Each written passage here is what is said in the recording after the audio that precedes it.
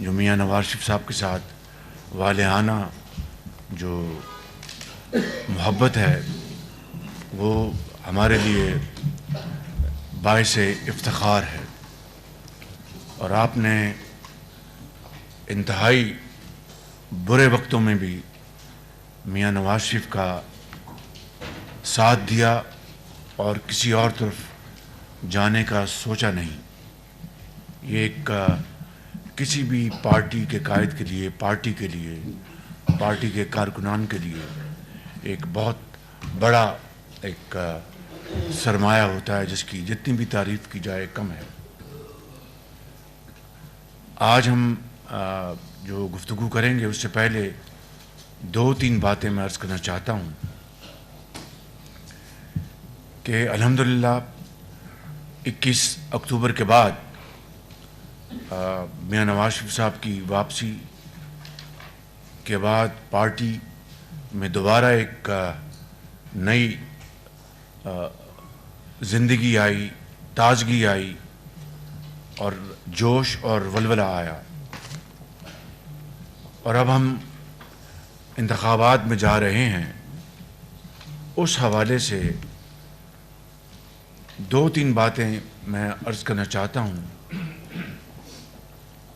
کہ اگر اللہ تعالیٰ نے ہمیں اپنی بے پایاں فضل و کرم سے میاں نواز شریف صاحب کو دوبارہ چوتھی مرتبہ موقع دیا،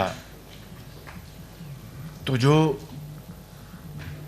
صورتحال 2013 سے 17 تک تھی کہ پاکستان کے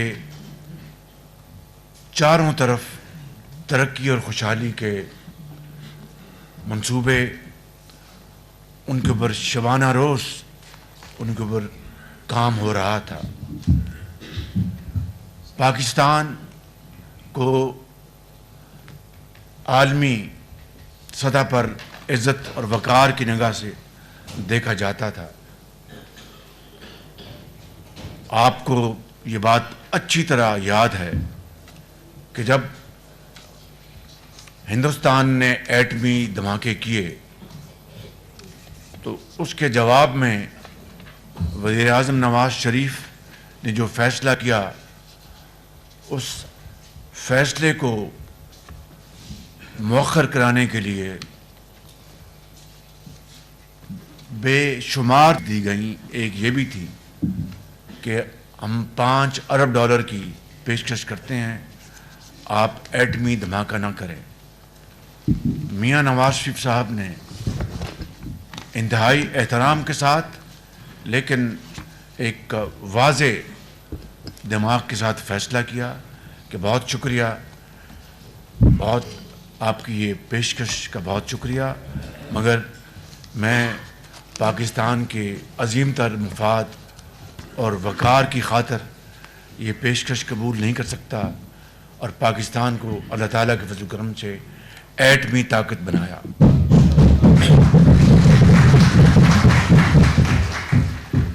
اور پھر آپ نے دیکھا کہ تمام تر رکاوٹیں ڈالنے کے باوجود، اور میں اس کا عینی شاہد ہوں، گواہ ہوں کہ کس طرح ستمبر 2013 میں چین کے صدر پاکستان کا دورہ کرنے والے تھے، اس کو کس طرح مؤخر کروانے کے لیے جو احتجاج اور دھرنے اور لانگ مارچز کا ڈھونگ رچایا گیا، وہ ہمیشہ پاکستان کی تاریخ کا ایک سیاہ باب رہے گا۔ جس طرح وہاں پر ڈھڑائی کے ساتھ اٹھنے سے انکار کر دیا گیا، اور چینی سفیر کی اور حکومت پاکستان کی اور دوسرے جو پاکستان کے جو خیر خواہ تھے، ان کی تمام تر کاوشوں کے باوجود دھرنے والوں نے، عمران نیازی نے اٹھنے سے انکار کر دیا، دورہ مؤخر ہو گیا، اور پھر جا کر وہ اپریل 2014 میں चीनी सदर तशरीफ़ लाए। अगर ये 7 महीने का जो ताख़ीर हुई, अगर ये ना होती तो वही मंसूबे 7 महीने पहले मुकम्मल होते इस मुल्क की तरक्की और खुशहाली और रोज़गार के लिए। वो पहिया बहुत तेज़ी से आगे बढ़ रहा होता। तो ये क्रेडिट किसका है? ये शख्स जिसका नाम नवाज़ शरीफ है।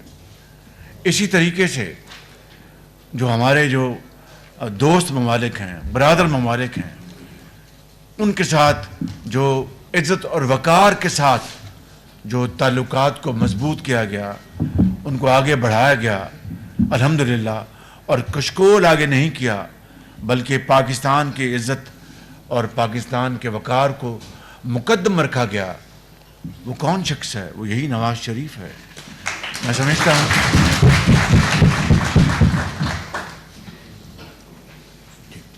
मैं समझता हूँ कि ये वो एक तारीख़ी वाक़यात हैं जिनको ये कौम, आने वाली नस्लें कभी नहीं भुला सकेंगी।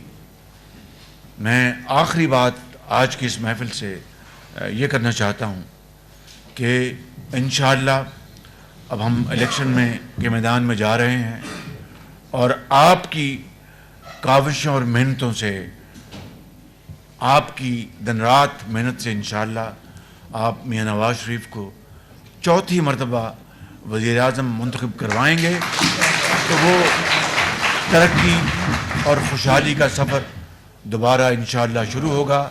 हमारी जो एक बहुत शानदार मेहनती टीम है, वो नवाज़ शरीफ के साथी वर्कर्स की तरह इंशाअल्लाह इनके साथ हम चलेंगे। और ये जो महंगाई का तूफ़ान पिछले 5 साल से रहा, मैं उसकी तफसील में नहीं जाना चाहता, उसमें कमी लाने के लिए इंशाअल्लाह नवाज़ शरीफ दिन रात हम सब मिलकर मेहनत करेंगे। नताइज अल्लाह ताला के हाथ में हैं। और मैं आप सबका फिर शुक्रिया अदा करता हूँ। मुस्लिम लीग नून के सदर शहबाज शरीफ लाहौर में पार्टी के पार्लिमानी बोर्ड के 17वें इजलास से खिताब कर रहे थे। उन्होंने कहा कि नवाज शरीफ को चौथी बार मौका मिला तो तरक्की लाजमी कराएंगे। हमारे दौर में मुल्क को दुनिया में इज्जत देखने को नसीब हुई। नवाज शरीफ को एटमी धमाकों से रोकने की कोशिश भी की गई।